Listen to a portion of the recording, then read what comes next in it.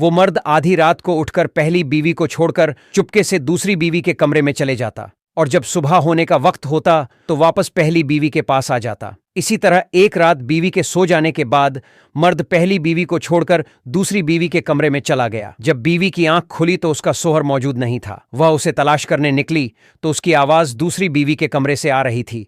ये सुनकर वो मायूस होकर अपने कमरे में आकर सो जाती है। अब पहली बीवी ने देखा कि मर्द ज्यादातर वक्त अपनी दूसरी बीवी के साथ गुजारता था और कई मर्तबा सिर्फ दूसरी बीवी के लिए कुछ न कुछ खाने की चीज लाता और उसी को घुमाने ले जाता, और कई मर्तबा वो दोनों बाहर ही खाना खाकर आते और पहली बीवी के लिए कुछ ना लाते। एक दिन पहली बीवी शौहर को दूसरी बीवी के पास ले गई और पूछा कि सच बताना, आप सबसे ज्यादा मोहब्बत किसे करते हैं?